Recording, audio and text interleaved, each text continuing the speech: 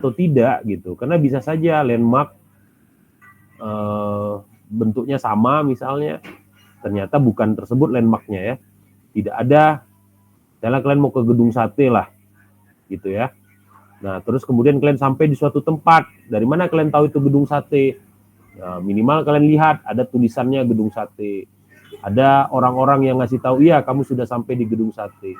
Karena kalau tidak bisa saja kalian nyasar kan gedung tempat buat sate misalnya, atau gedung yang namanya sate, gedung sate, tapi bukan gedung sate yang kalian inginkan ya, yaitu ikonik dari Bandung misalnya ya. Nah, jadi validitas itu terkait dengan memastikan bahwa tujuan dan juga sasaran kalian telah tercapai. Nah, ini 4 hal yang sangat penting ya dalam penelitian, dan oleh sebab itu konsep dari penelitian kamu tuh harus tegas, harus jelas, dan harus konkret juga. Nah, sekarang kita mau bahas terkait dengan perancangan penelitian. Ya, jadi ketika kalian merancang, 4 hal ini harus ada ya, yang merupakan turunan dari research objektif. Research objektif itu ya pasti turunan dari masalah ya, rumusan masalah. Jadi ketika kamu merumuskan suatu masalah, masalah ini bisa kaitannya dengan sesuatu yang menarik minatmu ya, ada interest kamu di dalamnya, atau sesuatu yang terkait dengan order ya, membuat kamu jadi lebih efisien ya, jadi lebih efektif, entah proses bisnis, entah misalnya aplikasi ya, fiturnya jadi lebih rapi dan seterusnya. Nah, intinya adalah objektif diturunkan dari rumusan masalah, problem statement, dan kemudian dari problem statement tersebut ya, kamu juga bisa menghasilkan goals ya, atau sasaran yang lebih spesifik. Oke, nah kadang-kadang sasaran yang lebih spesifik ini ada yang menampilkan dalam bentuk sub tujuan ya, atau sub objektif, tapi biasanya orang menampilkan dalam bentuk research question ya, dalam pertanyaan-pertanyaan. Nah, selain itu dalam perancangan penelitian kamu juga harus mikirin tentang metodenya ya, juga kamu mikirin tentang framework-nya ya, framework konsepnya bagaimana, juga validitas. Oke, nah ini hal-hal yang diinginkan atau dipentingkan dalam perancangan penelitian. Oke, sekarang kita masuk ke beberapa metode-metode yang mungkin bisa kita bahas ya. Ada 4 insya Allah. Yang pertama,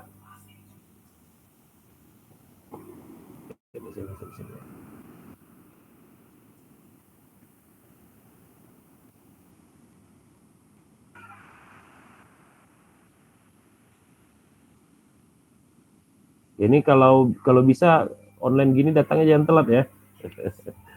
Masa onsite telat, online juga telat ya. Online kan tinggal ngeklik aja.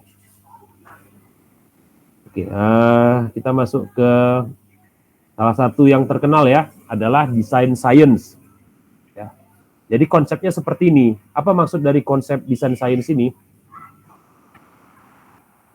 Ada ya tulisannya. Oke. Nah, ini adalah fase-fase yang harus kita lalui untuk menghasilkan sesuatu ya. Jadi dalam design science, fase pertama itu adalah kamu mengidentifikasi problem.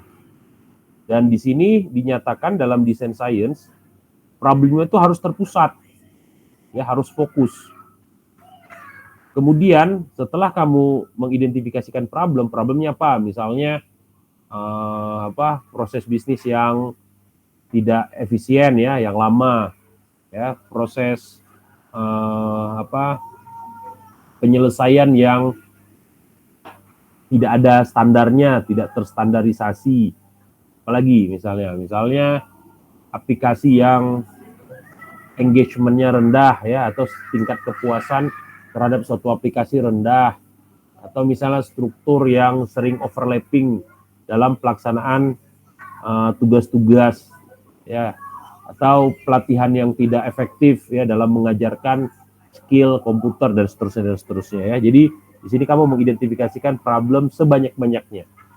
Kemudian setelah kamu identifikasi problem dan kemudian problem itu tersenter ya di suatu domain tertentu ya, atau fokus area tertentu, apakah sifatnya tata kelola, apakah sifatnya investasi ya, manajemen investasi. Cara paling gampang adalah kamu nge-center atau kamu ngerangkumnya dalam mata kuliah saja ya, biar enak. Jadi domainnya domain mata kuliah itu aja ya. Manajemen proses bisnis misalnya, atau manajemen proyek digital dan sebagainya. Jadi langsung centerkan saja, langsung fokuskan saja berbasis mata kuliah tersebut ya. Dan biasanya di mata kuliah itu ada domain-domain yang nanti akan diajarkan ya, atau topik-topik yang menarik ya untuk dipresentasikan kepada kalian. Jadi langsung centerkan saja berbasis mata kuliah yang kalian pelajari ya, dan mata kuliah itu menarik bagi kalian pastinya. Nah, setelah kamu identifikasi problem, maka langsung saja kamu pikir solusinya apa. Dan solusinya itu harus terdefinisi. Misalnya solusinya apa? Paling gampang biasanya ada 4 solusi ya dalam sistem informasi. Pertama, mengotomatisasikan sesuatu. Nah, otomatisasi ini bisa bentuknya penyederhanaan ya, atau menambahkan misalnya ya, atau mensimplifikasi ya, menyederhanakan juga lah ya, atau apalagi misalnya membuat trigger tertentu ya, atau bikin undertaken ya, diambil alih oleh seseorang atau suatu robot ya, ataupun misalnya apa ya, atau ada kausalitasnya ya. Kenapa? Kalau buat meminimalisir bisa nggak Pak? Bisa juga ya, misalnya meminimalisir kesalahan yang terjadi ya. Nah, sehingga di situ ada penerapan fitur-fitur tertentu ya, bisa bebas. Jadi solusi itu harus berangkat dari masalah ya. Jadi gampangnya setelah kamu bikin poin-poin ya, permasalahan, terus kemudian langsung bikin aja solusinya, kira-kira apa dari masalah ini, terus apa dari masalah ini ya. Jadi bebas saja, pakai bahasa awam saja ya, yang terpikir atau yang tercetus dalam otak kalian. Oke. Nah, ini model konseptual yang banyak digunakan ya. Ini siapa yang bikinnya? Saya lupa nih. Tapi intinya tulis saja ya dalam poin-poin. Dan setelah kamu nulis, baru kemudian sama seperti yang sebelumnya. Ketika kamu sudah mengidentifikasi sebanyak-banyaknya masalah, sekarang giliran kita untuk mengkategorisasikannya atau membuatnya jadi center. Nah, kalau di sini bedanya, yang sebelumnya problem center, yang sekarang adalah objective center. Kalian mau ngapain sih di sini? Nah, dan saya pernah ngasih tunjuk ke kalian taksonomi Bloom ya. Nah, langsung ikatkan saja nih ke objective centernya. Apakah menganalisis kah? Ya, langsung kita coba buka taksonomi Bloom ya. Nah, langsung kaitkan saja di sini dari solusi-solusi yang kalian sudah identifikasi tadi, kira-kira solusi tersebut masuk ke taksonomi Bloom yang mana ya. Ini bukan ya.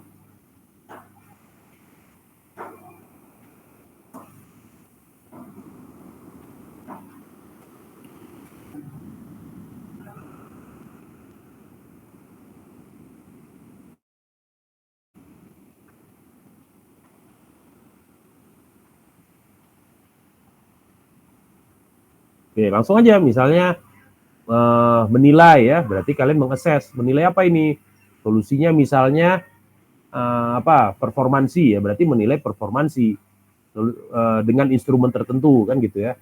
Atau menilai apa misalnya? Menilai kecakapan ya, menilai kesesuaian antara performa dengan kebutuhan dan sebagainya. Mengkritik, menimbang ya, dan sebagainya. Jadi langsung disenterkan saja kepada tujuan-tujuan yang ada dan langsung kaitkan aja dengan evaluasi ya, atau C5. Oke, kalau mau dibikin tadi ya yang C4 analisis juga boleh ya. Tapi balik lagi ya, minimal harus ada C5 karena ini magister. C4 lebih ke arah aksesorisnya lah, atau untuk menambah baik penelitian kalian. Nah, kalau udah selesai itu, sekarang masuk ke bagian perancangan dan pengembangannya ya. Nah, perancangan dan pengembangan di sini tugas kalian untuk menggambar. Nah, banyak yang lupa dengan menggambar. Jadi dia bikin penelitian, mau cari data, mau ini. Gimana kamu mau dapat data kalau kamu belum bangun kerangka? Gimana kamu mau dapat data kalau kamu belum bikin model? Gimana kamu mau dapat kerangka kalau kamu belum bikin suatu konsep? Ya, jadi kerangka, konsep, model, ya, itu harus dibuat terlebih dahulu. Ya. Nah, kalau framework, ya framework batasan gitu. Ya, kalau model, ya berarti mekanisasi. Ya, kalau konsep atau konsep, ya berarti kaitannya dengan landasan ya, atau argumen kamu bahwa solusi ini bisa benar, bahwa solusi ini bisa diterapkan. Jadi harus ada rancangan, ya, harus ada asumsi kamu terlebih dahulu bahwa solusi ini memang mantep gitu, sesuai dengan konteksnya. Harus ada hipotesa ya, harus ada premis. Jadi itu dulu yang dibikin, baru cari data. Kalau kamu tidak ada hipotesa, kamu bingung cari datanya yang mana gitu. Nah, sekarang pertanyaannya gimana caranya kita bisa asumsi, Pak, kita bisa hipotesa, kita bisa bikin premis, kita bisa bikin konsep, framework dan sebagainya. Ya lihat aja framework yang ada gitu. Jadi kalau kamu misalnya meneliti tentang kepuasan, ya cari model kepuasan atau framework kepuasan, cari aja gitu. Jadi pada awalnya jangan bingung aja, ini masuk mana Pak? Masuk framework kah? Masuk model kah? Masuk apa lagi misalnya? Masuk instrumen kah? Masuk artefak kah? Udah, itu jargon-jargon yang dikesampingkan aja dahulu. Cari aja dengan jargon-jargon tersebut. Misalnya tadi satisfaction model apa muncul, satisfaction framework apa yang muncul, satisfaction artefak apa yang muncul, satisfaction ini konsep apa yang muncul. Munculkan aja semuanya. Biarkan kamu melakukan review terhadap itu semua. Nah, setelah kamu review, kamu bandingkan, baru kamu tertarik yang mana nih? Mau bikin model kah? Mau bikin framework kah? Mau bikin apa? Gitu ya. Jadi tentu kita merancang setelah kita tahu apa yang mau dirancang ya. Nah, kalau kamu sudah dapat rancangannya, berarti udah saatnya kamu untuk mengembangkan sesuatu. Nah, tentu pasti berbasis kepada objektif dan juga permasalahan yang sebelumnya ya. Nah, jadi ini maksud dari Design and Development Center. Baru kemudian kamu demonstrasikan. Dalam hal ini ya kumpulkan datanya gitu. Kamu eksekusi tuh rancangan. Ya kalau dalam konteks bikin aplikasi ya bikin aplikasi. Kalau dalam konteks bikin instrumen ya bikin instrumen gitu. Ya, pernyataannya, pertanyaannya.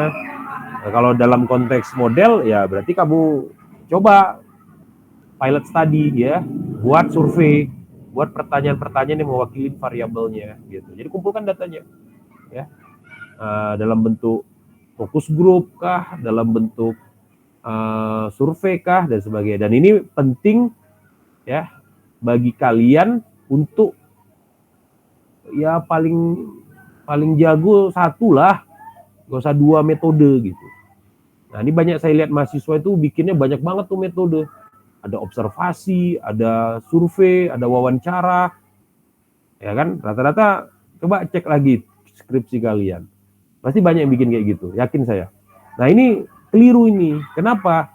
Karena sesungguhnya ketika kamu menetapkan satu metode untuk demonstrasi atau pengumpulan data, berarti kamu harus pastikan step by step-nya itu benar. Contoh wawancara itu nggak hanya sekedar kamu datang wawancara orang, enggak. Karena ada hal-hal yang harus kita perhatikan dalam proses demonstrasi ini. Supaya demonstrasi itu nggak dianggap panas bung kan, masukkan nasi bungkus. Nah, jadi demonstrasi itu harus real, harus netral. Gimana cara netralnya? Nah, kalau kamu memutuskan untuk kualitatif, berarti demonstrasimu itu ya atau pengumpulan datamu itu harus apa?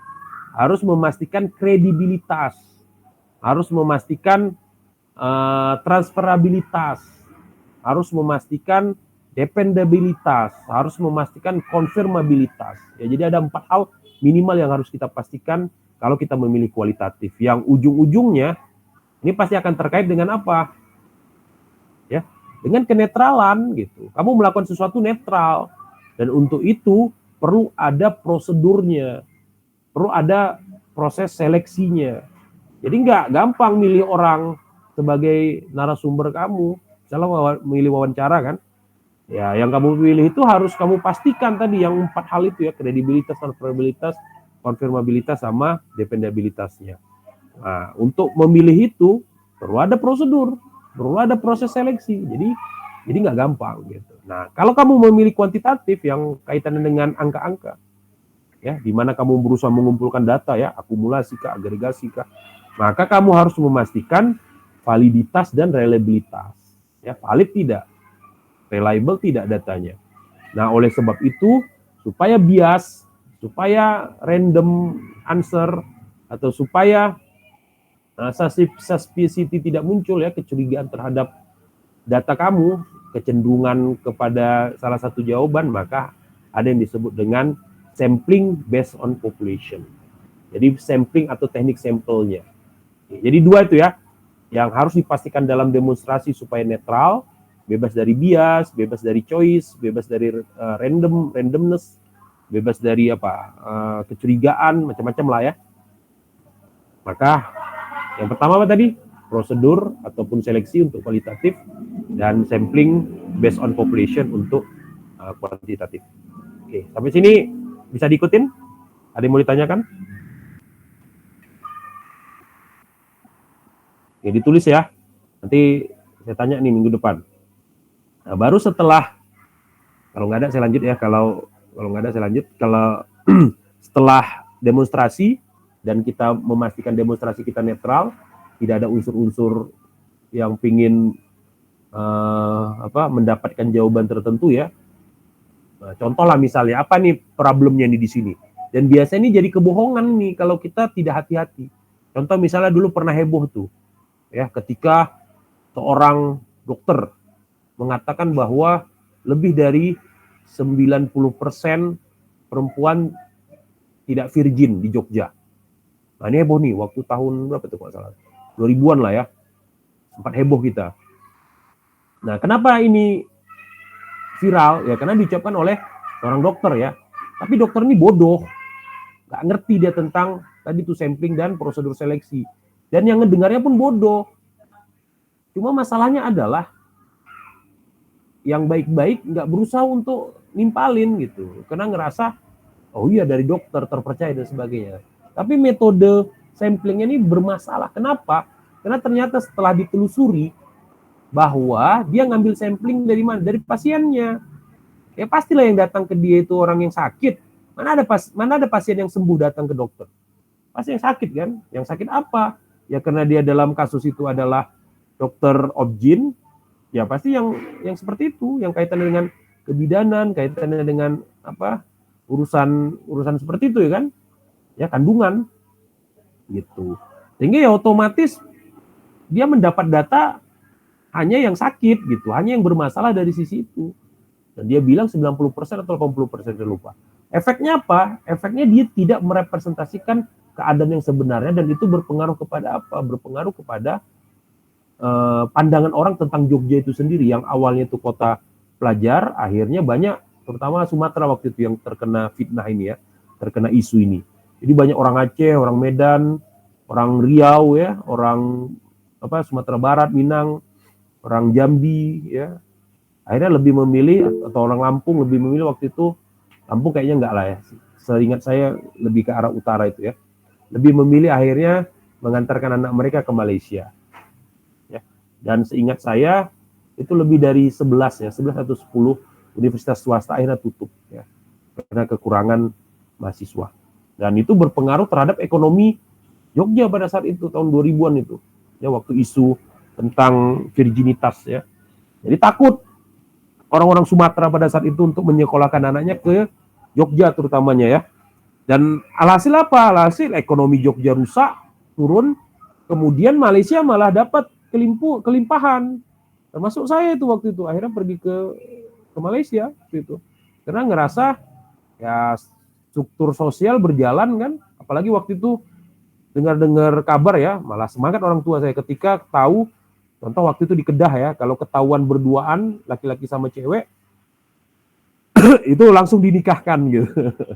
Dulu ya di Kedah itu. Walaupun sebenarnya nggak benar-benar seperti itu gitu. Tapi itu membuat orang tua akhirnya lebih berani ya menyekolahkan anak mereka. Nah, ini salah satu contoh ketika demonstrasi itu nggak netral gitu. Ya, dia ngumpulin data, dia ngambil data dari sesuatu yang tidak tersampling dengan baik ya. Istilahnya itu sampling disebut dengan convenience sampling ya. Jadi sampling ke orang-orang kawan dekat dan sebagainya. Sama kayak kalian lah misalnya bikin aplikasi terus ngambil narsumnya siapa, kawan-kawan kalian juga gitu. Kalian tanya orang yang di depan kamar, orang yang di samping kamar ya. Satu lorong tuh kamu tanya, dapat tuh 10, dapat 15, dapat 20. Lumayan banyak 50 orang. Ya semuanya bilang bagus ke aplikasi kamu. Mana ada kawan kamu bilang, aplikasi kamu jelek banget tuh. Nggak mungkin ada kan? Nah, pasti kawan kamu bilangnya baik. Itu yang kita coba hindari dalam proses sampling ya. Jadi demonstrasi itu harus netral dan pastikan ada samplingnya untuk kuantitatif dan ada prosedur atau seleksi untuk kualitatif. Nah, setelah itu baru dilakukan evaluasi. Atau bahasa lainnya analisis ya. Jadi kamu evaluasi hasilnya, kamu lihat nih ya berapa yang kamu dapat, threshold-nya, boundary-nya, agregasinya, akumulasi dan seterusnya ya. Jadi intinya hasil lah.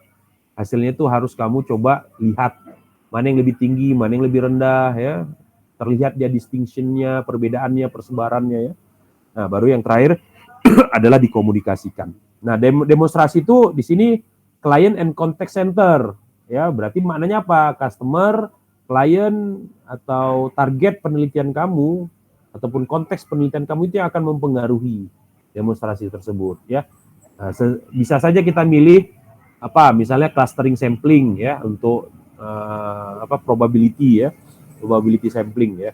Atau malah kamu pilihnya stratify ya atau multi stage dan seterusnya. Jadi bisa saja satu penelitian lebih condong ke sini atau penelitian yang lebih condong ke tempat lain. Jadi bisa berbeda-beda. Jadi variasi-variasi itu harus muncul ya pada saat problem identification, definition of objective, design development, dan demonstrasi.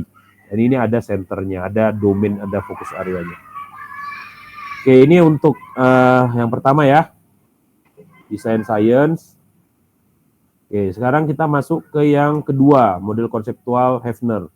Design science, siapa yang bikin ya? Ada yang tahu design science siapa yang bikin?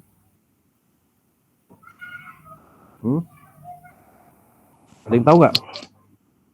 Pak Lubis. Ya, silakan. Apa? Desain science, Pak Lubis maksudnya, bukan. Desain science bukan. Kalau saya three of reasons ya, nanti yang terakhir. Save for the last. Ya, saya coba cek di ini ya. Ada yang tahu desain science siapa yang bikin?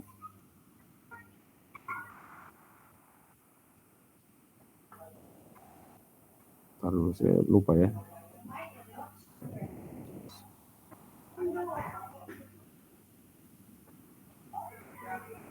Kalau nggak salah dia memodifikasi dari punyanya Hefner. Ya kan, benar kan, dari Hefner. Fombrok bukan, Pak? Hah? Fombrok. Kayaknya bukan. Dia memang dari Hefner, cuma ada spesifik orangnya. Siapa ya? Design science. Coba bantu saya nih. Royal Wirenga bukan ya, Pak? Bukan. Design science. Oh nih, Herbert Simon ya. Design science. Oke. Ini Herbert Simon. Kalau di wiki sih Herbert Simon ya katanya. Tapi kalau nggak salah udah ada modifikasinya. Ya nanti kalian pastikan aja ya ketika kalian memilih konseptual model tertentu. Ini ada dikembangkan lagi nih tahun 2020 oleh Lukianeko. Kayaknya ada perubahan juga sih memang dari desain science ini. Dan itu hal yang wajar ya. Ada konsep recycle, ada memasukkan ethical isu dan sebagainya. Oke, dari si Simon ya. Dan si Simon ini sepengetahuan saya dia mengadopsi punyanya Hefner. Memang Hefner sesepuh kalau kita ngomongin sistem informasi ya. Nah, sekarang kita masuk yang paling utama ya, atau apa istilah kata ya, bapaknya lah ya, sesepuh di sistem informasi, yaitu Alan Hefner. Oke, Alan Hefner lebih sederhana sebenarnya ya, walaupun kelihatan lebih kompleks dan lucunya banyak yang nggak paham nih. Apa sih maksud konseptual model itu? Sebenarnya memodelkan konsep kamu gitu, memodelkan otakmu gitu. Gagasanmu apa sih sebenarnya? Nah, kalau yang si Simon tadi, dia udah masukkan ke langkah-langkah, ya. Makanya banyak dipakai dan kemudian orang mengubah-ubahnya. Sama seperti nanti tree of research ya, kita pelajari nanti ini ya, tree of research. Saya juga memasukkan ke dalam langkah-langkah sehingga tinggal dipakai saja gitu ya. Nah, tapi si Hefner bikinnya belum. Si Hefner ngebagi ada tiga domain yang harus kamu tuliskan ya. Jadi di sini hanya sekedar identifikasi. Kalau di design research, kamu identifikasi dan kamu tentukan urutan ya. Jadi urutannya tadi harus sesuai dengan apa yang ditulis dalam gambar tadi ya. Apakah itu cukup? Bukan, belum cukup juga. Setelah kamu tuliskan dan kamu tentukan urutan, kamu juga harus bikin dia lebih terformulasi ya, bikin dia lebih tersenter, bikin dia lebih padat ya dengan yang tadi kita sampaikan ya, fokus area. Jadi misalnya ada 10 pertanyaan, ada 10 tujuan, ada 10 sasaran, ya 10 sasaran itu harus dibikin entah jadi 1, entah jadi 2. Jadi center dia, fokus, concentrate. Walaupun salah satu kelemahan adalah dia tidak mengakomodasi tadi ya, kalau kita ngomongin tentang sasaran, dia tidak mengakomodasi sasaran itu, dia hanya fokus ke tujuan. Karena bisa saja ada penelitian-penelitian yang perlu sasaran ya. Tidak semua penelitian itu hanya cukup dengan tujuan ya. Nah, tapi itu adalah salah satu kelemahan lah ya konseptual model, dan beberapa akademisi kemudian menambahkan ya fitur-fitur atau dimensi-dimensi lain sehingga desain science menjadi sangat populer dewasa ini. Oke, nah kita ke Hefner ya. Nah, Hefner bilangnya apa? Hefner mendefinisikan 3 sebenarnya, yang paling utama 3. Walaupun sekarang ada tambahannya business needs, tapi di awal dia hanya mendefinisikan 3. Ya. Jadi apa itu? Yaitu people, orang, kemudian organisasi, dan kemudian teknologi. Dan inilah definisi Hefner di awal-awal ketika bilang sistem informasi. Jadi apa yang harus kamu identifikasi di sini? Ya kamu identifikasi adalah masalah gitu. Jadi masalah orangnya apa? Masalah organisasinya apa? Masalah teknologinya apa? Nah, baru kemudian itu dikuatkan dengan kebutuhan bisnisnya apa. Ya, ini yang terakhir Hefner bikin. Jadi contohnya misalnya people, apa sih people? People ya kaitannya dengan rules-nya ya, peran atau tugas, ataupun karakteristiknya secara fisik, status sosialnya ya, apalagi jabatannya, posisinya ya. Nah, sementara kalau organisasi itu kaitannya dengan struktur ya. Bedanya dengan people tadi apa ya? Kalau people itu terikat dengan orangnya gitu. Jadi orang memiliki persepsi kepada jabatan, sementara kalau organisasi ini dilihat sebagai organisasi, sebagai institusi ya. Jadi kalau jabatan di sana ya kaitannya dengan tugas ya dan tanggung jawab, bukan orangnya per se ya. Jadi kalau orangnya bermasalah, misalnya korupsi dan sebagainya, itu tidak serta-merta jabatannya juga bermasalah kan. Nah, jabatan bermasalah itu kaitannya dengan task dan responsibility. Misalnya beban dari tugas tersebut terlalu banyak ya, harus contoh lah kayak kita dosen misalnya harus ngajar, harus apalagi penelitian, harus pengabdian masyarakat, harus penunjang ya. Nah, ini kan mungkin dalam work allocation melebihi ya, atau terlalu berat. Dan saya pernah ngecek ya dalam instrumen working allocation itu lebih dari 1 full time equivalent-nya gitu. Dan ini penyiksaan sebenarnya. Nah, tapi itu salah satu contoh gitu. Jadi harus dibedakan ya antara masalah orang dengan masalah jabatan atau masalah struktur. Atau struktur itu misalnya terlalu banyak partisipasi ya, terlalu banyak rapat gitu. Terlalu banyak misalnya ikut komite ini gitu. Atau ngomongin tentang cara perhitungan remunerasi, cara perhitungan gaji dan sebagainya. Itu organisasi ya. Baru kalau teknologi insya Allah udah paham lah ya, infrastruktur, aplikasinya, fitur, fungsinya dan sebagainya. Kalau business needs biasanya tentang mekanisme ya, kebutuhannya ya mekanisme yang harus terstandar ya, mekanisme yang seragam ya. Terus misalnya proses bisnis yang harus sederhana ya, ada otomatisasi, ada integrasi, misalnya ada customisasi sehingga partisipasi dari pelanggan atau customer bisa ditingkatkan dan seterusnya. Jadi Hefner sederhana banget ya, kamu identifikasi nih environment-nya. Environment-nya yang ngomongin tentang people, organisasi, teknologi, dan business needs. Nah, business need itu akan digunakan untuk apa? Untuk tujuan penelitianmu. Tapi sebelum kita ngomongin itu, kita ngomongin knowledge base-nya dulu. Apa ilmu yang kamu punya gitu.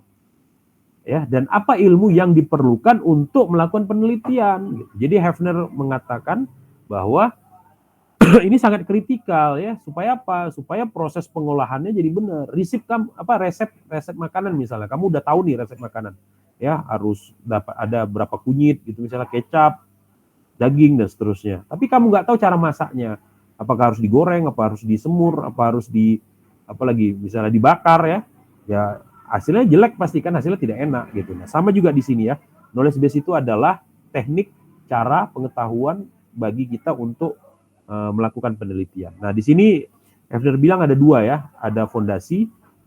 Oh, ini ditambahnya kayaknya. Oke, di sini udah dispesifikan ya. Jadi fondasi itu apa maksudnya?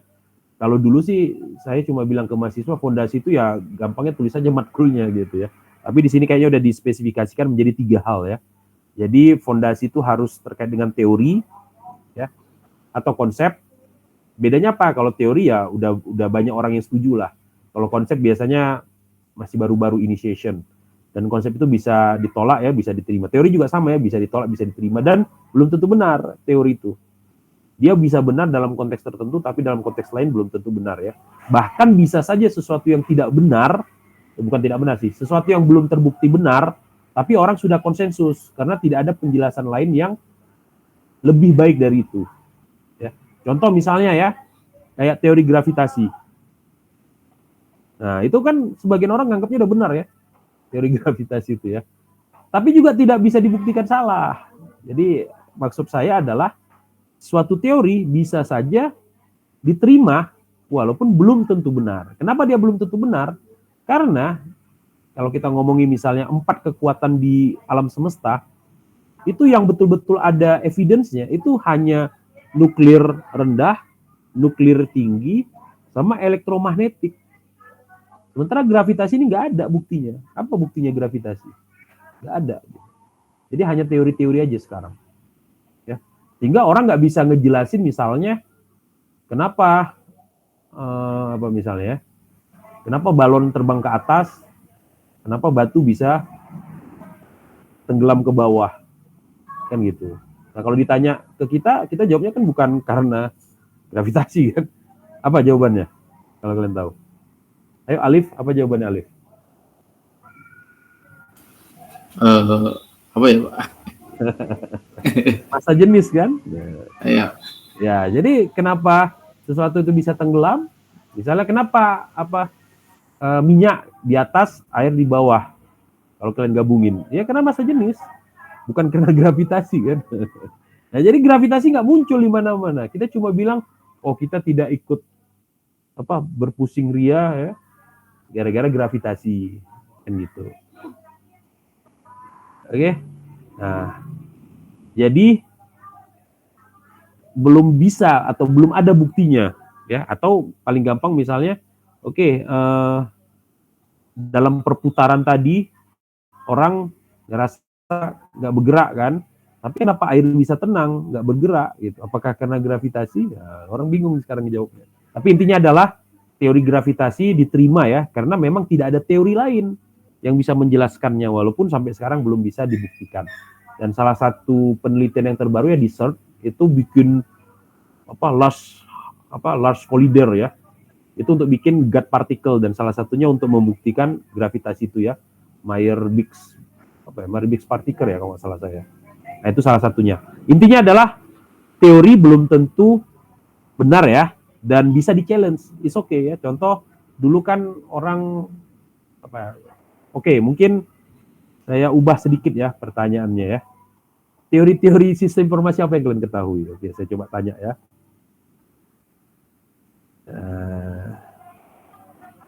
Ridwan, teori sistem informasi apa yang kamu ketahui? Teori gimana maksudnya, Pak? Teori gimana maksudnya? Teori seputar sistem informasi. Udah S2 masa nggak ada satu teori? Kalau dulu kalian belajar SMA banyak teori ya, teori Newton 1, 2, 3, teori Einstein, energi, teori kekekalan energi, teori Einstein itu tentang apa ya? Tentang NC kuadrat itu teori apa tuh? Tahu kalian kan? Nah, sekarang teori sistem informasi. Apa yang kamu ketahui, Ridwan? Algoritma? Ya, teori apa tentang algoritma? Ayo, langsung lo cek ChatGPT ya biar cepat. Oke, berarti belum baca nih ya, Ridwan ya. Belum. Penelitianmu tentang apa nih rencana? Mungkin pengembangan sih Pak. Pengembangan apa? Pengembangan aplikasi bisa Nah, kan? pengembangan aplikasi. Teori tentang aplikasi yang kamu ketahui ada nggak? Contoh misalnya dalam perancangan itu kan banyak tuh teori itu. Hmm. Tahu nggak teori of similarity, law of similarity yang dari Gestalt. Terus apalagi misalnya law of common ground. Aduh, gimana nih? Nih, saya tunjukin ya. Kalau kalian bikin aplikasi, terutama ketika kalian pingin bikin interaksi ya antara orang, ini beberapa teori yang bisa kalian pakai. Tuh, ada efek-efek yang disebut dengan efek estetik dan usability. Jadi ini berefek ke orang ketika di aplikasi kamu punya hal itu. Apakah dia estetik, apakah dia usability. Nah, kata dia lebih maksimal, lebih optimal kalau dua itu digabungi. Estetik sekaligus usable gitu. Contoh misalnya di sini penjelasannya gampangnya kan, user often perceive aesthetically pleasing design as design that's more usable. Jadi apa di sini? Maksudnya adalah seringkali orang melihat sesuatu yang estetik itu lebih tinggi kadar nilainya dibandingkan usability. Nah, alih-alih kalian tantang dua hal tersebut secara berbeda, enggak, aplikasi lebih dipilih oleh yang apa kalau dia berguna, kalau berfungsi. Oh enggak, lebih bagus cantik, estetik dan seterusnya. Daripada diberantem kan mending langsung gabungin aja dua gitu maksud di sini ya, walaupun secara efek estetik itu lebih tinggi daripada usability. Ada juga disebut cognitive load. The amount of mental resource needed to be understand and interact with an interface. Jadi jangan bikin banyak-banyak gitu menu ya, jangan bikin banyak-banyak pernyataan, apalagi misalnya tulisan ya, gambar, nggak usah loadnya nggak usah tinggi. Makanya sekarang kan ada konsep-konsep seperti hide the message ya, hide the gambar ya. Jadi kalau kita view baru muncul. Nah, itu salah satu teori terkait dengan atau konsep terkait dengan cognitive loss dan seterusnya ya. Bisa dibaca ini. Oke, Ridwan ya. Oke Pak. Halo Ridwan. Ya siapa? Ya, jadi nanti kalau minggu depan saya tanya lagi harus tahu ya, minimal 10 ya. Oh, oke, siap Pak. Oke ya. 10 teori ya. Kalah ya. Paling nggak kalian tahu lah 1, 2, 3 teori ya. Masa udah master tapi nggak tahu satu pun teori. Oke, coba ya yang lain ya. Faidatul Hikmah. Kamu penelitian rencana mau tentang apa? Tentang ini Pak. Gimana ya ngejelasinnya?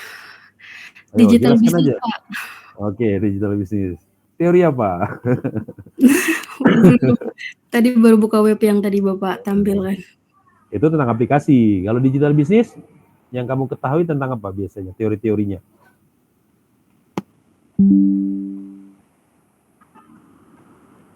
Wah, ini berarti belum siap juga dia. Ayo, kalian magister. Magister ini harus tahu banyak hal ya. Masa kalian tahu teori gravitasi, teori, padahal bukan orang fisika kan? Tapi pas ditanya teori sistem informasi nggak ada yang tahu gimana nih. Oke, kalau di bisnis, sebenarnya teorinya itu lebih banyak ke arah psikologi ya. Ada TAM disebut ya, teknologi acceptance model. Kok TAM nih.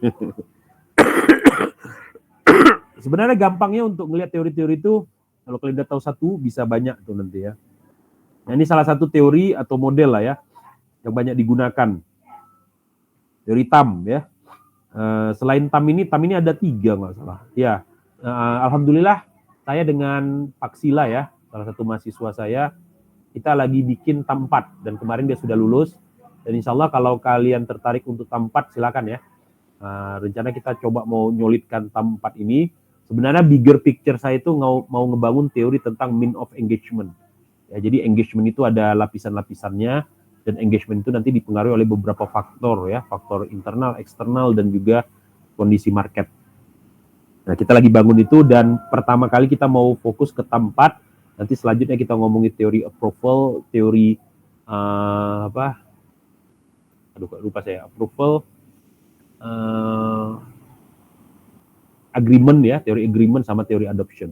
Nah, kalau teori adoption yang paling populer itu ini diffusion of innovation. Ini ada juga nih domestication theory ya, lazy user model, ada banyak ya. Jadi kalau kalian udah tahu satu, insya Allah bisa tahu banyak hal. Kalau zaman dulu kita belajarnya nih theory of planned behavior, ya, TPB. TPB ini kemudian dikembangkan menjadi TRA ya, theory of reason action ya. Nah, ini contoh-contoh teori yang terkait dengan digital business. Ini harus tahu kamu kalau digital business ya. Nah, domestication theory juga nih, ini bagian teori yang terkenal ya dari Silverstone dan lain sebagainya ya. Ini beberapa teori ya. Oke, Fadila ya, silakan dipelajari ya. Iya, Fadila. Pak. Jadi minggu depan kalau saya tanya lagi 10 teori ya. Oke ya, Fadila ya, Faidatul ya. Baik. Oke, ini kayaknya kalian terintimidasi ya. Oke, harus tenang ya. Biasanya slow but surely ya, satu-satu. Tapi harus dilakukan gitu. Karena apa ya? Nggak mungkin kita bisa tahu banyak kalau kita nggak mulai dari hal yang sedikit. Tapi kalian pun malas mulai dari hal yang sedikit. Kenapa saya bilang malas? Karena ini buktinya kan. Saya tanya nggak tahu gitu. Padahal tadi teori fisika kalian tahu, teori matematik misalnya kalian tahu kan. Teori apa lagi? Teori sosial misalnya, kalian tahu ya. Tapi kok teori sistem informasi nggak tahu gitu. Nah, ini yang harus, ini bukan hanya ngomongin ke Faidatul sama ini ya, sama Ridwan ya, tapi semuanya nih, saya bilang, ini udah minggu ketiga, isi kepala kalian dengan satu teori. Isi kepala kalian minggu berikutnya dengan 2 teori. Selanjutnya, seterusnya, dan sebagainya ya. Dan fokus ke teori yang memang sesuai dengan peminatan kalian ya, apakah digital governance atau digital business.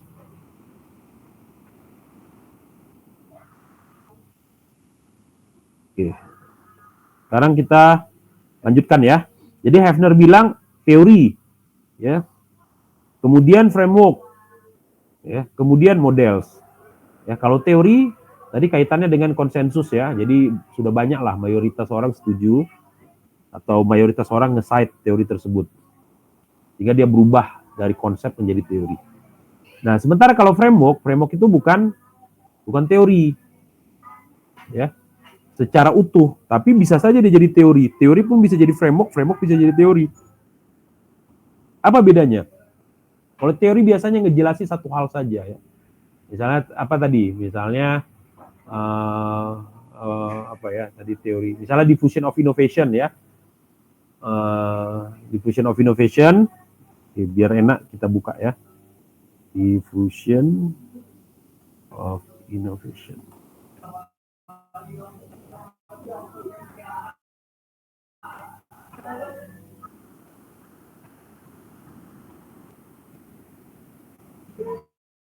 Oke. Nah, ini paling gampang ya. Diffusion of innovation bilang ini fase adoption ya, fase adoption atau fase sebenarnya ini fase awareness ya. Fase awareness tidak akan tercipta kalau 5 faktor ini tidak terpenuhi. Ya, yang pertama adalah relative advantage, complexity, triability, observability, dan compatibility. Nah, ini yang disebut dengan teori. Ya. Sementara framework apa? Framework itu kumpulan fase-fasenya. Ada nggak ya di sini? Kayaknya nggak ada ya. Nah, ini ada nih. Nah, ini yang keseluruhan dari diffusion of innovation. Ini yang disebut dengan framework. Jadi yang tadi itu teori awareness pada diffusion of innovation. Nah, cuma karena dia sudah ramai diakui bersama, dia menjadi teori ini sekarang.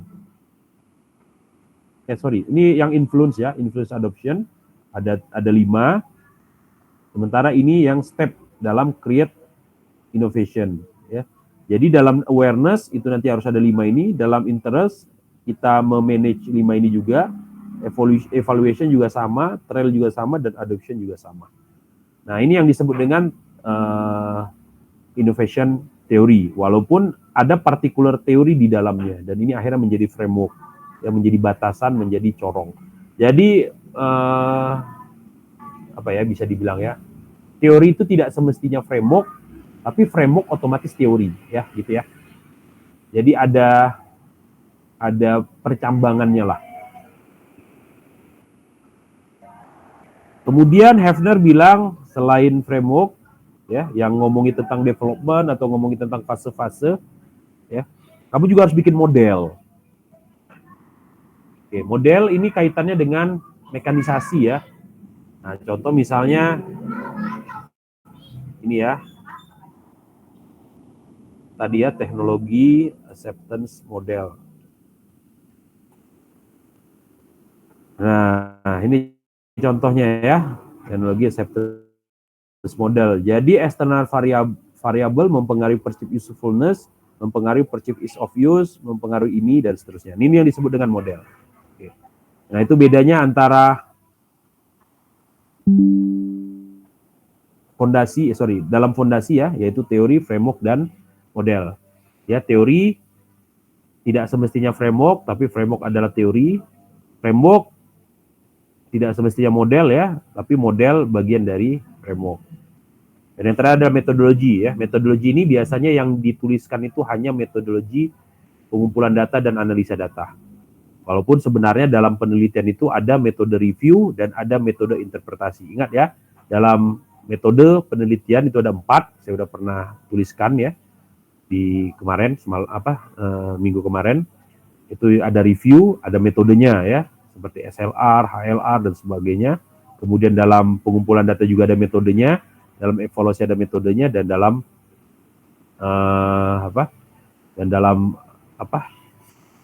interpretasi ya, analisa ada metodenya, interpretasi juga ada metodenya.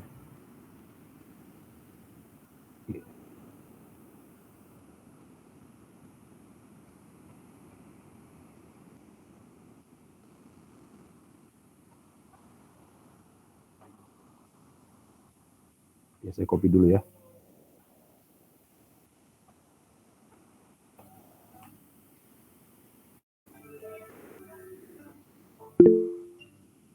Ada yang mau ditanyakan sejauh ini? Silakan. Pak, izin bertanya, Pak. Ya, silakan. Siapa? Pak, kalau misalnya Egi, Pak, Egi ya, kalau silakan, misalnya Egi. COVID itu termasuk teori atau framework, Pak? Atau kedua-duanya, Pak? Oke. COVID ya. Menurut kamu kira-kira apa dia? Kalau kemarin saya belajarnya pas sama Pak Iksan katanya itu termasuk framework, Pak.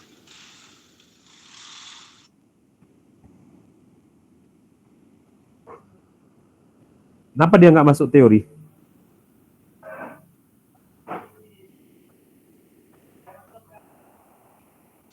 Kalau Kenapa dia nggak masuk teori kira-kira menurut kamu?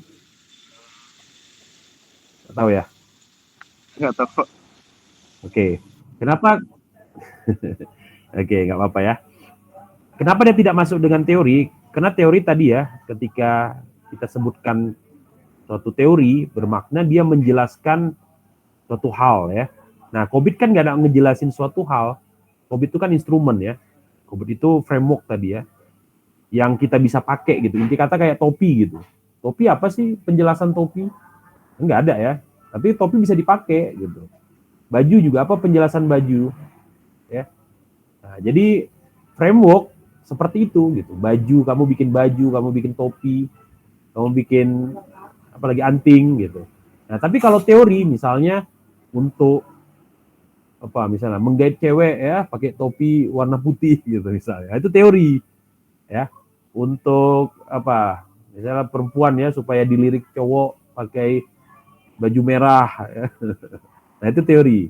Paham ya? Jadi makanya tadi saya sampaikan teori tidak semestinya framework, tapi framework itu masuk teori. Ya, kenapa? Karena dia bisa dipakai dalam teori. Seperti baju tadi. Baju bisa dipakai dalam teori ya. Dapat ya gambarannya ya? Dapat, Pak. Oke. Nah, Terima kasih, tapi Pak. nanti siap sama-sama. Nanti ketika kamu bandingkan ya atau melakukan komparasinya harus sesuai ya, karena ketika kita bandingkan framework dengan teori nanti bisa terjadi gap nggak nyambung dia. Aduh, ini harus diulang lagi nih.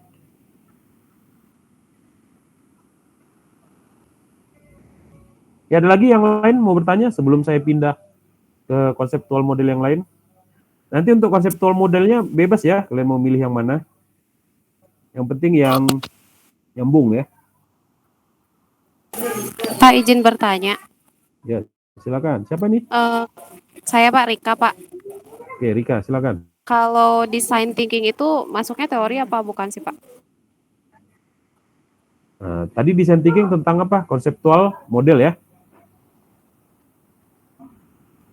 Oke, menurut Rika gimana? Kalau model itu, teori atau enggak? Bukan ya, kalau Biasanya model nanya kayak balik lagi framework ya. gitu ya. Kayak framework gitu mungkin ya, Pak ya. Aduh. Model itu bagian dari framework ya. Jadi misalnya tadi bingkai foto, bingkainya itu adalah frameworknya, fotonya itu adalah modelnya. Ya, jadi bingkai biasanya fix, kalau model itu bisa kita modifikasi atau kita atur lah ya, sesuai dengan keinginan kita. Nah, model itu sebenarnya masuk ke teori. Ya, karena dia bagian dari framework. Contoh misalnya apa tadi yang model ya? TAM ya. Nah, ini misalnya teknologi acceptance model. Nah, di sini apa kata si TAM? External variables mempengaruhi perceived usefulness secara signifikan. Pengaruhnya apa? Kalau nggak salah saya positifnya. External variable mempengaruhi secara positif perceived usefulness secara signifikan. Nah, itu teori atau apa? Teori ya. Nah, karena dia ada menjelaskan mekanisasi atau menjelaskan suatu hal lah gitu. Nah, gampangnya model itu akan tersusun berdasarkan banyak teori yang kemudian dirangkum dalam satu model. Nah, makanya model tadi bagian dari framework. Ya, seperti tadi saya cerita, supaya dilirik cewek pakai baju putih misalnya untuk laki-laki. Baliknya kalau cowok untuk sebaliknya untuk cewek ya, supaya dilirik cowok pakai baju merah misalnya gitu ya. Nah, ini kan ada dua teori di sini kan. Nah, misalnya saya mau masukkan dua teori ini dalam model model menggait pasangan kan gitu. Atau membuat kamu dilirik lawan jenis. Nah, berarti modelnya itu. Nah, dalam model saya itu ada dua teori. Seperti itu ya. Jadi teori itu pasti ada di framework, teori itu pasti ada di model. Nah, bedanya hierarkinya biasanya framework lebih tinggi dari model. Ya.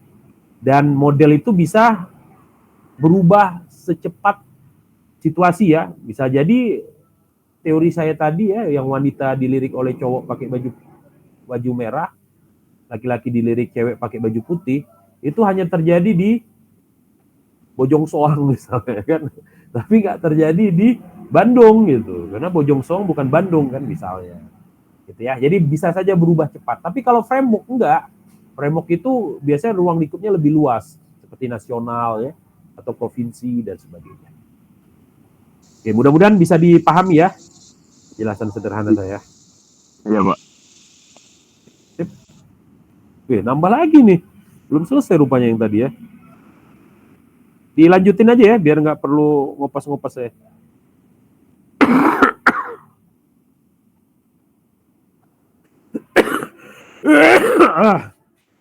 Ada lagi yang mau ditanyain?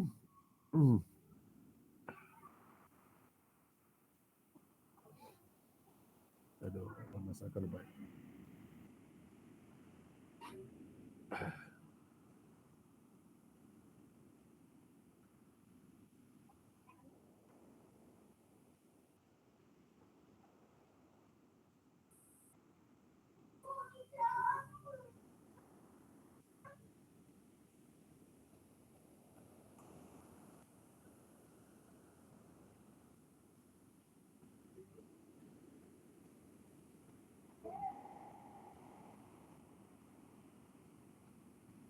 Nanti dicek ya, listnya lengkap atau tidak nih. 20 ya. Ivan. Jadi kok 20-nya 2 kali ya?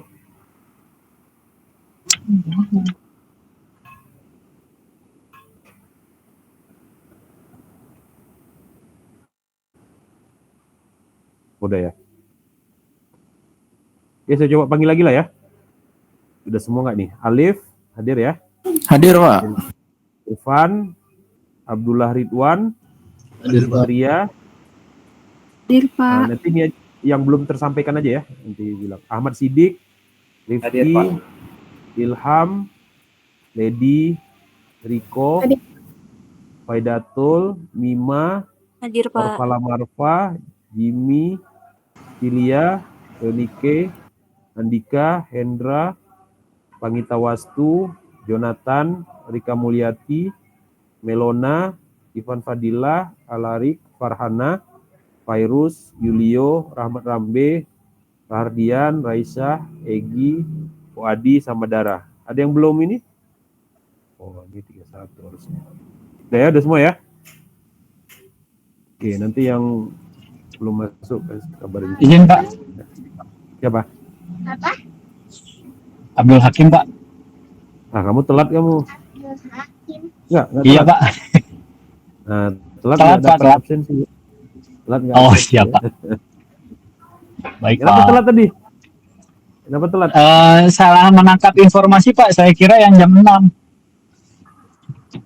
Oh, ngambil hukum juga kamu? Enggak Pak. Saya ngambil pengembangan aja. Oh, oke. Ya udah, diikutin aja ya. Kan baru bolos 1 ya. Iya Pak. Siap. Apa. Oke, sekarang kita tadi udah bahas ini ya, Design Research by Simon, terus kemudian Hefner ya dengan konseptual modelnya. Nah, sekarang kita masuk ini pengembangan dari desain science ya sebenarnya. Nah, jadi gampangnya di sini kalau kalian lihat fase-fasenya sebenarnya hampir sama ya, cuma di sini lebih sedikit dibandingkan dengan yang di desain science tadi. Ini contoh variasi dan ini sebenarnya bisa atau versi lah ya. Ini bisa juga dalam penelitian kalian. Jadi kalian mengembangkan sesuatu yang sudah ada, ya, entah menambah, entah menyederhanakan. Coba lihat apa bedanya. Cuma ini aja ya, ada tanda apa? Tanda garis, terus ini dibikin melingkar, terus di bawahnya juga balik lagi ke awal kan gitu ya. Ya kan, cuma itu aja ya. Kalau di sini sama kan, problem center, objective center, development center, observation center kan sama ya. Di sini context center, ini development center sama ya, cuma desainnya dihilangin sama dia. Terus apa lagi? Objective center juga sama ya, problem center juga sama. Nah, terus di sini alih-alih satu problem identification, dia bilang ada 5 nih yang di identification kan. Ada LPAER ya. Juga sama LPAR. LPAR, ada 5. Udah gitu aja. Ya ini bisa 5, bisa 4, bisa 3. Jadi prosesnya itu harus diagnosa. Dan diagnosa itu terjadi secara sirkular, secara berketerusan. Sampai titik tertentu di mana kita sudah ready, sudah siap, kita bisa pindah ke desain rancangan. Tapi rancangan bisa balik lagi mengidentifikasi masalah berulang-ulang. Ya, jadi ada circular kuadrat di sini ya antara masalah-masalah yang didiagnosa dengan diagnosanya itu sendiri sebagai suatu fase, kemudian berpindah ke fase yang lain yaitu rancangan. Kemudian problem-problem tersebut ada solusinya ya, atau ada objektifnya, dan objektif bisa berubah sesuai dengan situasi dan kondisi, menimbang atau mengikuti kondisi budget, waktu, dan sebagainya. Nah, nanti kalau sudah ready, udah siap, nanti masuk fase implementasi. Nah, dari implementasi, kalau ada permasalahan bisa balik lagi ke desain, ya. Nah, nanti kalau sudah selesai proses perancangannya bisa masuk lagi ke implementasi. Nah, nanti kalau sudah implementasi sama seperti tadi ya, diimplementasikan fitur-fiturnya, fungsi-fungsinya ya, setelah kita melihat objektif ya, ataupun solusi yang ditawarkan dalam proses perancangan tadi. Nah, kalau udah ready dalam proses fitur dan fungsi terkait dengan penerapannya, maka masuk evolusi ya, proses testing, proses perbaikan, proses peningkatan dari P-nya sama, A-nya sama, E sama. Ini intinya adalah P ini adalah P yang di sini, P yang di sini adalah P di desain, P yang di desain adalah P yang di diagnosis. Selesai, dapat metode baru. Gampang ya? Inilah cara penelitian. Makanya dimulai dari gambar dulu. Kalian harus gambar. Kalau kalian nggak gambar, nggak tahu kalian mau bikin apa nih. Mau bikin model kah, framework. Tapi di awal-awal nggak usah terlalu puyung-puyung banget lah. Ambil aja semua. Nanti kalian compare, kalian bandingkan. Oh ini ternyata framework. Oh ini ternyata teori. Oh ini ternyata konsep. Oh ini ternyata model. Oh ini ternyata artefak. Oh ini ternyata assessment. Oh ini ternyata instrumen dan sebagainya. Oke. Ini pengembangan ya dari desain science. Yang terakhir, ini banyak mahasiswa saya suruh bikin tree of research ya. Nah ini sebenarnya pengembangan dari desain science dan juga Hefner awal ya. Jadi saya coba kombinasi antara desain science research modelnya ya dengan Hefner di awal sehingga muncul tree of research. Jadi inspirasi adalah dua hal itu. Oke, gimana cara kita melihat? Ini anggaplah penelitian kita seperti pohon ya. Jadi pohon penelitian. Yang pohon penelitian itu ada rootnya, ada akarnya, ada bagian bawahnya, ada bagian bawahnya, ada tengahnya ya, ada bagian atasnya, dan ada bagian ujungnya. Oke. Jadi ada 5 ya, akar, bawah, tengah, atas, dan ujung. Nah, ujungnya adalah signifikansi penelitian. Rootnya itu adalah akarnya. Nah, akar itu apa? Ya, akar masalah gitu. Jadi, akar ini bisa kita dapatkan kalau kita pakai gap analisis. Ya, jadi kita analisa gap-gapnya. Oke. Nah, gap analisis ini pasti nanti akan menular atau akan merujuk kepada masalah-masalah yang ada. Atau dalam kasus ini dia sebutkan masalahnya adalah penerapan standarisasi, kemudian penerapan teknologi, kemudian perkembangan implementasi ya. Ini adalah masalah-masalah yang muncul ya, fakta-fakta negatif yang memiliki konsekuensi. Nah, ini gimana nih? Nah, di sini kamu bisa pakai Hefner atau pakai Leavitt model. Oh ya, hampir lupa tadi ya. Kalau Leavitt model, bapaknya, cuma bedanya,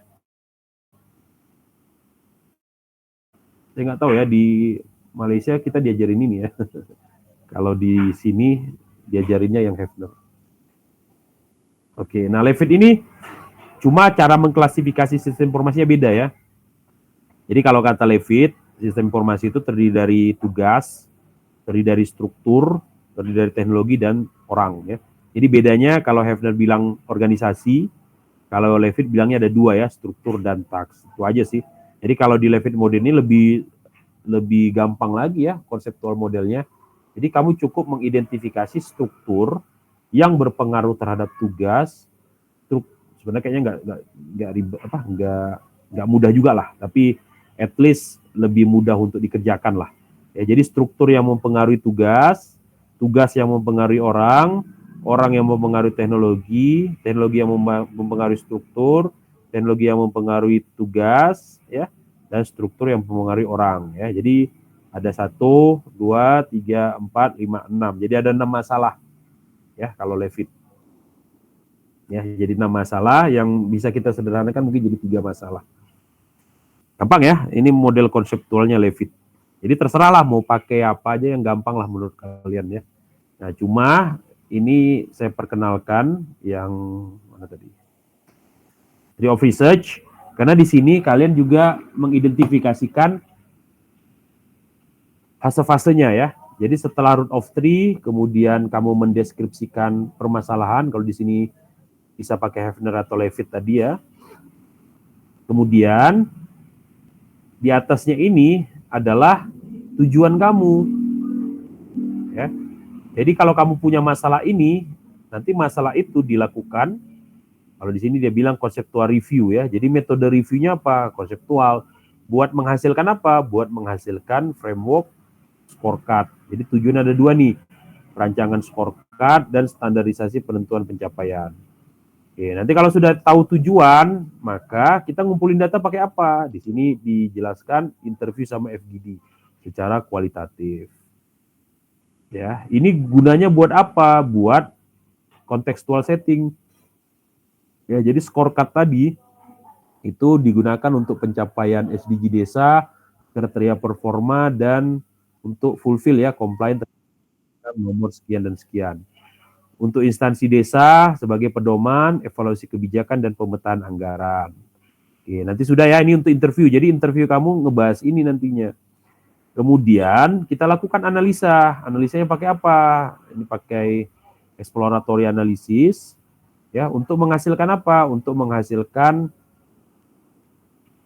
konten ya. Kontennya ini sifatnya empirikal dan eksperiensial ya, atau pengalaman ya, pengalaman dalam penerapan informasi di lapangan, kemudian informasi untuk pemangku kepentingan, dan kategorisasi performa atau standar penilaian dalam konten empirik. Nah, ini nanti hasilnya kita interpretasi ya, sehingga menghasilkan signifikansi. Ini harusnya ada ini, cuma kayaknya nggak dibuat sama dia, lupa deh. dan nggak dicek juga ya. Jadi signifikansinya mungkin kita bisa lihat di sini ya. Signifikansi. Nggak ada ya.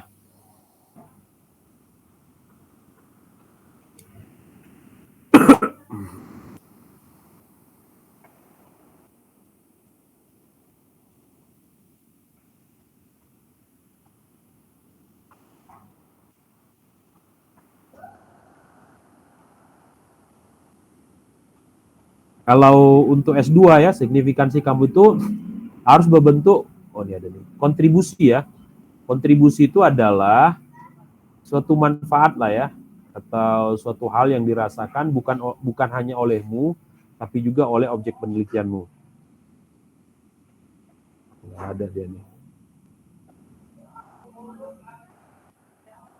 Nih, signifikansi penelitian ya. Manfaat, kontribusi standar ini ya, memberikan kontribusi standarisasi ya terkait dengan penelitian yang menjadi acuan dasar dalam melakukan assessment terhadap implementasi Smart Village secara sistematis dan terukur. Oke, jadi itu kalau kita pakai Tree of Research. Oke, ini beberapa konseptual model ya, ada 5 yang saya rujuk, dan ini dasarnya dari perancangan penelitian. Ya, nanti kalau kamu udah bikin konseptual model, contoh misalnya kalau kamu pakai yang Tree of Research tadi, berarti tinggal dibikin aja langkah-langkahnya ya. Ada dia.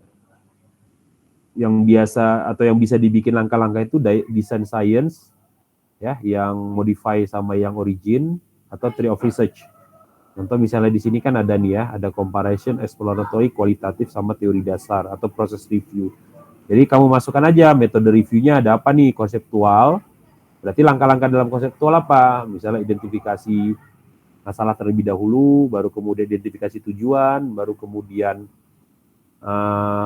pemilihan konsep-konsep yang ada, kemudian penilaian konsep atau perbandingan konsep, ya.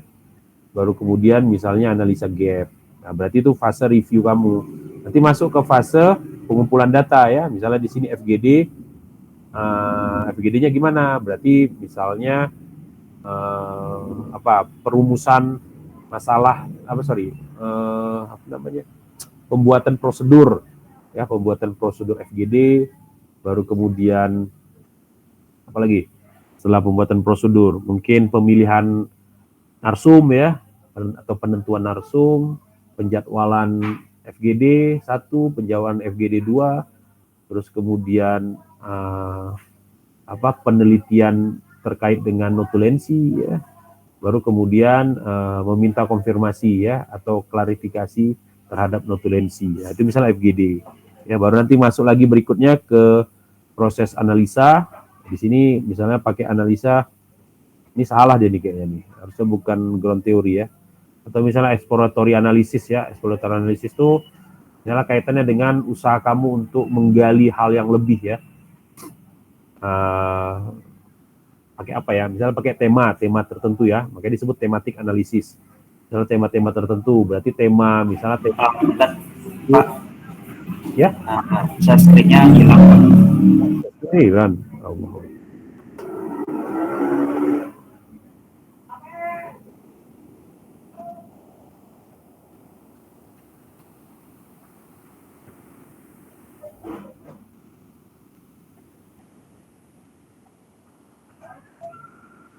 Loh, kok hang pula dia nih.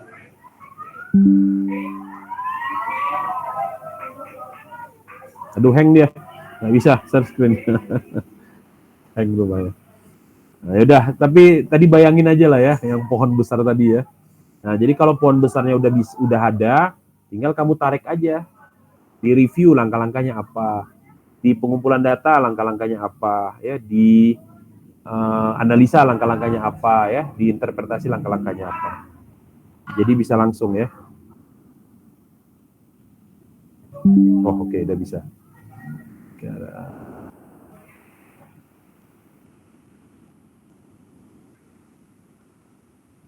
mana dia tadi? Nah, ini dia. Oke, nah ini ya contohnya misalnya tadi ya, review langkah-langkahnya apa, tadi udah saya sampaikan. Ini juga FGD langkah-langkahnya apa, terus misalnya exploratory kamu pakai tema, tematik analisis. Langkah-langkah tematik analisis apa? Misalnya menentukan tema-tema ya, tema-tema yang relevan, baru kemudian melakukan proses pengecekan ya, pengecekan frekuensi tema ya, terus kemudian mengkelompokkan tema-tema ya yang sesuai dengan apa yang disampaikan oleh narsum. Terus kemudian melakukan proses korespondensi ya, terus melakukan proses koangulasi misalnya dan seterusnya. Nah, begitu juga nanti yang di akhir ya, interpretasi, di sini dia pakai komparasi, misalnya lakukan benchmark, terus kemudian mengidentifikasi kesuksesan faktor ya, atau membuat relationship map misalnya, atau matrix relationship dan seterusnya. Oke, itu untuk konseptual model dari sisi tree of research. Ya, ada pertanyaan so far, silakan. Oh ya, untuk sumber ya, sumber itu nanti kamu harus definisikan sumber utama sama sumber tambahan ya, atau sumber primer sama sumber sekunder. Kalau primer itu yang langsung kamu dapatkan ya, jadi misalnya wawancara ya, itu berarti sumber primer. Tapi kalau literatur ya, atau perkataan orang ya, video recording, itu berarti sumber tidak langsung. Jadi harus dipisahkan ya, atau harus dibedakan. Oke, ada yang mau ditanyakan jauh ini?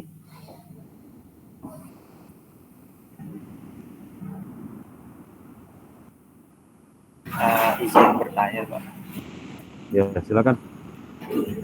Kalau misalkan kan kalau di TA itu ada yang jadi basisnya dari TA sekarang kan ada 3, salah satunya itu project. Nah, kalau misalkan itu tuh bisa ikut dari dosen yang sedang mengerjakan project di perusahaannya atau bagaimana, Pak?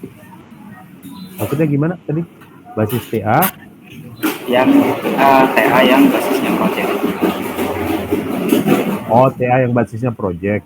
Iya. Ya, kalau project, nah ini ya kamu tinggal bikin metodenya gitu. Misalnya metode pengembangan. Metode pengembanganmu apa?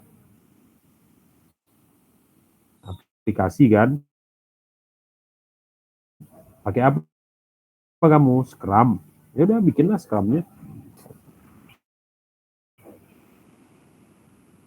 Oh, oke. Nah, ini Scrum. Buatlah Scrum-nya. Apalagi misalnya Agile, misalnya kan Agile Project Management. Nah, buatlah nih Agile. Ya. Paling ini yang harus kamu bedakan. Ada yang disebut konsep model, ada yang disebut sistematika penelitian ya, atau kalau kamu ya sistematika project, tinggal diganti aja. Kan yang kita bolehkan dalam mode ya, kalau mode riset ya berarti kamu bikin sistematika penelitian. Kalau dalam mode coursework ya, berarti kamu buat karya ilmiah atau studi kasus. Ya berarti nanti bikinnya sistematika studi kasus ya. Ya, jadi studi kasus pakai apa? Biasanya studi kasus kan benchmark misalnya ya. Benchmark method. Nah, gini benchmarking kan 6-step approach, identifikasi, gap measurement, potensial, best practice, konsep ini, kayak gini ya. Jadi ini sistematikanya. Tapi sebelum sistematika ya kamu pakai yang ini tadi yang saya sampaikan. Ya misalnya project ya pakai ini misalnya Levit biar gampang ya. Atau pakai ini kalau mau lebih keren. Ya, terserahmu lah, sidik ya. Kalau ngomongi project ya. Oh, oke Pak. Jadi dua-duanya tetap harus ada ya konsep. Ya, silakan. Oke, oke Pak, makasih. Kalau misalkan nanti ikutnya itu dari dosen boleh nggak ya Pak? Atau harus kan kebanyakan kalau dari project berarti dari perusahaannya dia. Kalau misalnya ikut dari dosen. Ikutnya dari dosen apa nih? Ikut dari dosen. Maksudnya dosen yang lagi ngerjain project gitu Pak. Ya udah, dosen kamu lah dapat masternya kalau gitu. Masa gitu nanyanya? Ya tetaplah kamu yang ngerjain kan. Masa ngikut-ngikut, nggak boleh ngikut-ngikut ya. Intinya sih ini kerjaan kita. Ya misalnya pembimbingmu atau dosenmu menyarankan sekian dan sekian, ya kamu kerjain lah dengan arahan tersebut. Sambil ya kamu coba perhatikan apakah langkah-langkah ini atau aktivitas ini memang sudah sesuai atau tidak gitu. Nah, tapi balik lagi ya, saya sudah ingatkan. Ini terkait dengan kualitas ya, kualitas dari suatu tugas akhir ya. Kalau tugas akhirnya tesis, itu nanti di cover depan ditulis tuh tesis magister. Ya, tapi kalau project ya berarti project gitu. Seperti yang sudah saya jelaskan juga minggu kemarin, kalau project, kamu nggak perlu petakan dia ke penelitian. Tapi kalau dia penelitian, mau nggak mau harus kamu petakan itu project atau karya ilmiah atau studi kasus tadi ke dalam fase penelitian. Ya berarti nanti sistematika project kamu buat, tinggal ambil aja ya skema-skema yang sudah dipahami sekarang ya, iteratif incremental, apa sprint, ya, agile dan seterusnya. Gitu ya. Intinya jangan dibilang ngikut-ngikut dosen ya, kalau kayak gitu mah bukan projectmu namanya. Jangan ini kali lah, jangan ada inisiatif lah ya. Oke, siap Pak. Oke, makasih ya Pak. Oke.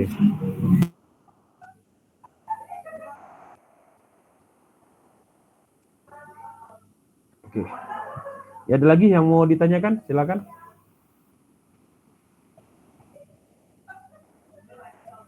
Ya nanti untuk minggu depan sebisa mungkin ya, jangan telat. Masa onsite telat, online juga telat ya. Kalau telat ya udah dianggap nggak hadir ya, tapi silakan kalau mau hadir atau masuk juga nggak masalah ya. Cuma tadi ya saya jelaskan terganggu dengan harus admit ya. Soalnya ini saya pakai akunnya Widya Tama ini. Kebetulan saya jadi student di sana. Ya ada lagi yang mau ditanyakan? Masih banyak nih waktu kita. Kalau tadi udah 4 ya. Jadi nanti tinggal disesuaikan aja. Kalau sistematika penelitian ya sistematika penelitian ya, kalau project sistematika project ya. Nah bedanya dengan yang saya jelaskan tadi itu konseptual model ya. Kalau konseptual model mah sama semuanya ya, cuma ya kalau project pakai yang lebih low level aja ya, seperti Levit tadi kan low level ya, atau Hefner kan low level. Nah, jadi kalau kalian penelitian malah sebenarnya nggak bagus pakai low level ya, pakai Hefner sama Levit tadi. Harusnya pakai design science atau yang lain lah, tree of research juga boleh atau yang lain, supaya high levelnya kelihatan. Ya, jadi harus dibedakan ya, mana yang konseptual model itu kaitannya dengan skema konsepmu, skema gagasanmu, sistematika penelitian, sistematika project atau sistematika studi kasus. Itu adalah langkah-langkah ya, kamu menyelesaikan dari awal sampai akhir.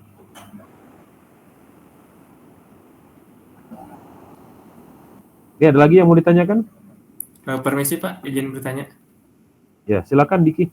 Oh ya Pak, sebelumnya mohon maaf Pak, saya telat masuk tadi. Sebenarnya sekitar 10-5 menitan sih, cuman baru di ACC. Ya, pokoknya 10 menit tadi nggak ada ini, udah, saya kan jelasin. Ya, jadi nggak di save. Ya, apa yang mau ditanya? Jadi sebenarnya jujur saya Pak, kalau terkait penelitian itu saya masih agak bingung ya Pak ya, mau mengembangkan model ataupun penelitian dan sebagainya. Nah cuman mungkin mau minta tolong diarahin gitu Pak. Kalau misalnya ditanya permasalahan yang mau diangkat itu sebenarnya kemarin kan Bapak juga bertanya ya, kira-kira apa yang kamu sukai, apa yang kira-kira menjadi keinginan seperti itu. Nah, saya tuh mau mengangkat permasalahan kenapa startup itu bisa gagal di tengah-tengah dan tidak bisa bersaing gitu. Oke.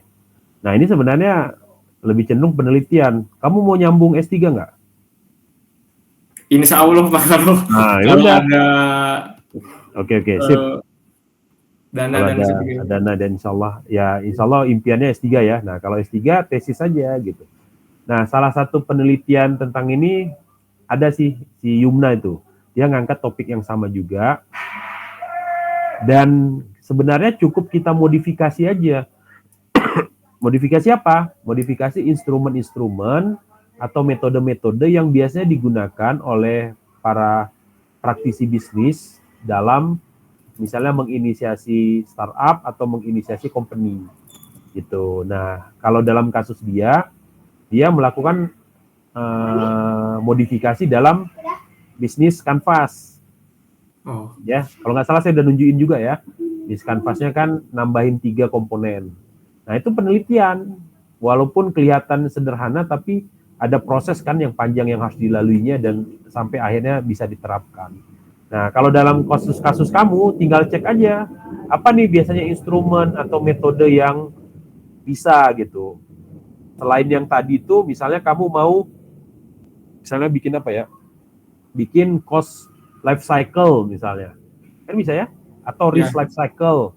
Jadi gimana caranya kita bisa melakukan manajemen risiko secara berkelanjutan pada startup.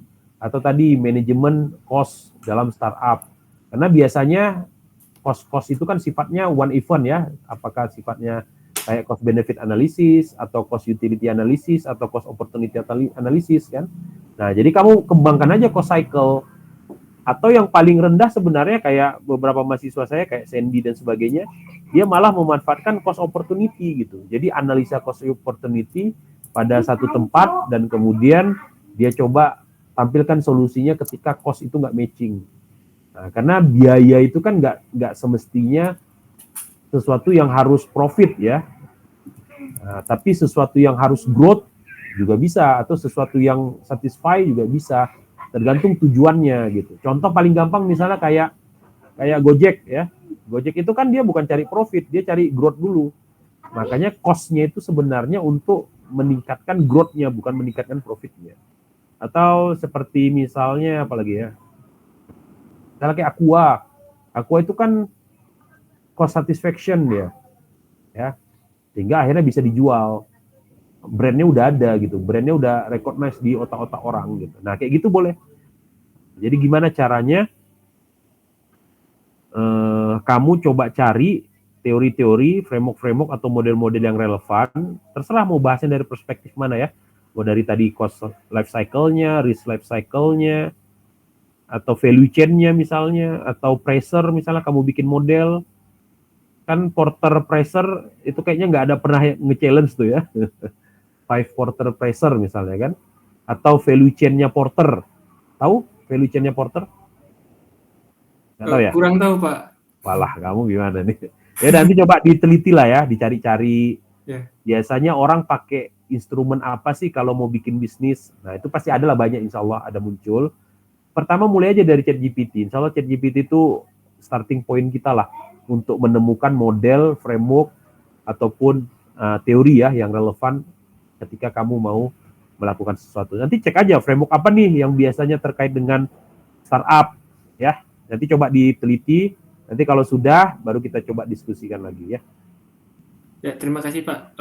Berarti boleh ya Pak misalnya ternyata salah satu penyebabnya itu adalah dari metodologi pengembangan misalnya agile, Scrum itu yang kurang fleksibel misalnya, lalu kita sedikit modifikasi ataupun kembangkan dengan beberapa komponen itu bisa kan ya? Boleh. Misalnya agile project management tadi yang saya tunjukin, kamu ubah namanya jadi agile business management misalnya.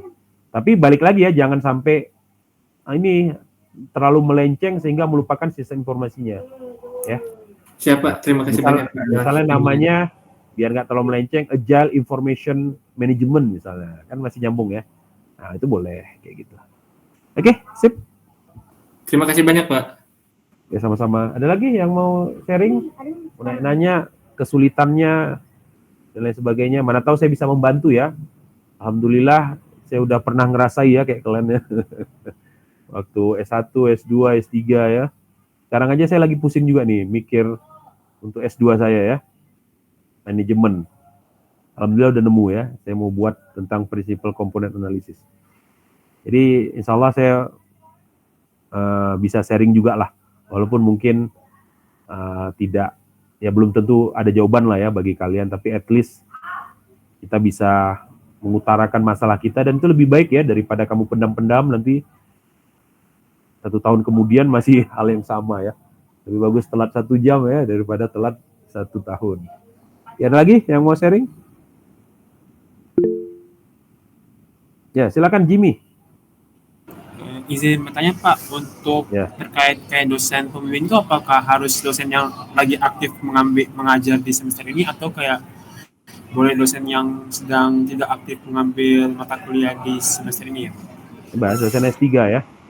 Dosennya udah S3 dan dia home base, bukan home base sih, maksudnya ngajar di sistem informasi.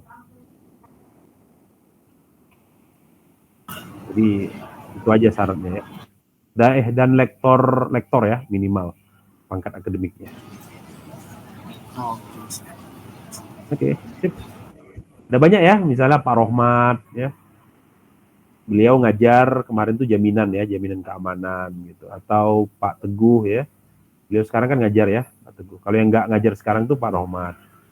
Atau siapa lagi ya? Atau yang baru lulus ya kemarin Pak Adam, insya Allah semester depan ngajar ini ya, Urban Information System kita bikin. Terus insya Allah Pak Wahyu juga ya, kalau udah lulus, insya Allah katanya sih lulus, nanti ngajar manajemen hubungan dan pengalaman pelanggan. Nah itu juga bisa ya. Atau Pak Azani, insya Allah juga udah lulus ya semester depan, itu bisa juga beliau. Apa lagi ya? Pak Lutfi, sayangnya kalau Pak Lutfi beliau ke Australia ya, nemanin istrinya, jadi kemungkinan besar agak sulit ya untuk sidang kemajuan. Jadi sepertinya off dulu. Pak Taufik juga bisa ya, kebetulan Pak Taufik kan nggak ngajar ya, tapi sebelumnya sempat ngajar metodologi, beliau juga bisa insya Allah. Bu Tin juga bisa ya, Bu Tin Fabrianti, kebetulan sekarang ngajar, bisa. Pak Irfan juga, yang nggak ngajar sekarang siapa ya? Nah, tapi saran saya sih, kalau bisa dosen yang kelasnya kalian hadirin ya, jangan yang kalian tuh susah berinteraksi dengan dia gitu. Karena balik lagi ya, dosen ini bukan coba-coba ya, ini chemistry gitu. Kalian harus bisa dapat chemistry dengan dia. Karena kalau tidak, ya dosen yang nggak peduli, kamu nggak peduli, ya udah nggak jalan sama sekali kan. Karena kan bagi dosen kan nothing tulus ya. Sementara bagi kamu kan lus-lus gitu. Jadi pastikan chemistry-nya dapat, entah tadi ya misalnya kayak Rofiudin cerita ngikut dosen, tapi nggak usah dibilangin itu maksudnya ya. Tetap kamu kerjakan lah gitu apa yang menjadi tugas kamu, interest kamu gitu. Tapi itu salah satu contoh itu. Misalnya dia ada project, ya udah ngikut aja gitu. Atau dia misalnya nugasin kamu apa, ya kerjakan aja gitu. Misalnya dia mau bikin apa, ya udah ikutin aja gitu. Atau misalnya kamu punya ide dan dia tertarik, ya lanjut aja kan gitu ya. Jadi jangan sampai chemistry nggak ada. Karena saya juga waktu belajar Medlit di S2 itu Profesor Asadullah waktu itu ngasih tahu ke saya, hal yang pertama itu bukan kamu cerdasnya, hal pertama bukan kamu tahu kamu mau ngerjain apa, hal yang pertama itu adalah chemistry antara kamu dengan dosen, kata Profesor Asadullah. Kalau memang dosennya udah nggak cocok, dipaksa juga nggak jadi tuh. Kamu mau bikin 1, dia nyuruh kamu bikin 2. Kamu mau buat 3, dia suruh kamu bikin 10. Nggak nyambung aja terus nanti. Ya udah, kalau nggak nyambung kan depresi, akhirnya gagal kan. Dan banyak itu terjadi di ITB, saya lihat ya, ITB, UGM dan sebagainya. Ya, kalau di kita jangan sampai lah ya. Mudah-mudahan chemistry bisa terbangun. Dan salah satu cara ngebangunnya adalah ya kamu sering bertemu dengan dia gitu. Ya, jadi walaupun misalnya mata kuliahnya udah habis ya, kamu ketemu di mata kuliah dan dia bersedia, ya setelah itu tetap kalian sering bertemu gitu. Ya, walaupun saya tidak merekomendasikan online ya. Karena kayak online ini kan saya nggak bisa lihat muka kalian, saya nggak bisa tahu mulut kalian, saya nggak tahu kalian peduli sama saya atau tidak kan. Akhirnya penuh kecurigaan kita. Gitu. Tapi kalau ngelihat, kan saya bisa lihat nih anak ini memang lagi antusias nggak, anak ini lagi ada masalah nggak, terus kemudian dia lagi mikir apa nih gitu. Saya bisa nanya gitu, saya bisa tahu hal-hal yang mungkin di luar pembahasan kita, dan itu sebenarnya sangat ngebantu ya. Makan bareng misalnya ya, atau apa jalan bareng atau apa gitu ya. Dan dulu juga gitu sih, waktu sama Profesor Mira ya, kita have-fun aja ya. Nah, dia ngelihat saya ngelihat dia, ya. Terus saya coret-coret, kayak gini Prof, dia coret balik, kan gitu ya. Jadi ada interaksinya. Kalau ini kan saya nggak bisa nyoret, saya nggak tahu ide kamu apa, gagasan kamu apa. Ya walaupun mungkin adalah situasi-situasi di mana ya oke lah online gitu, tapi jangan kebanyakan online ya. Kalau bisa tetap muka gitu, diusahakanlah cari waktunya gitu. Oke, mungkin itu ya. Ada lagi yang mungkin itu ya si Jimmy ya. Oke, ada yang lain lagi?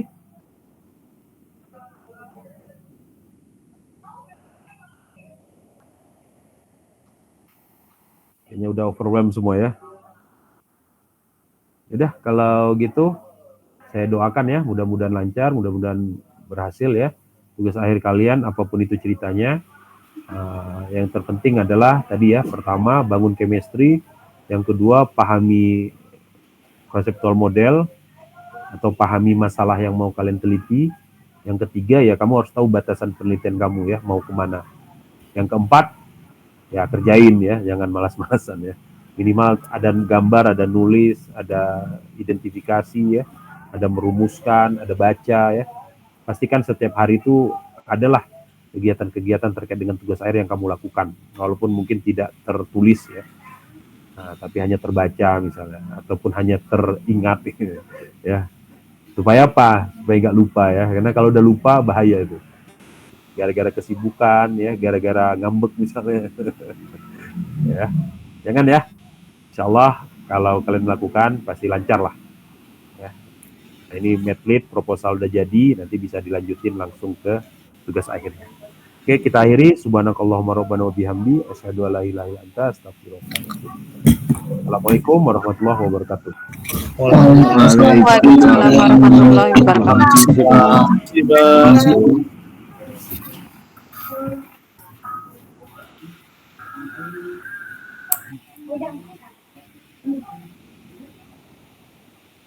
Waalaikumsalam warahmatullahi wabarakatuh. Terima kasih, Pak. Ya, sama-sama.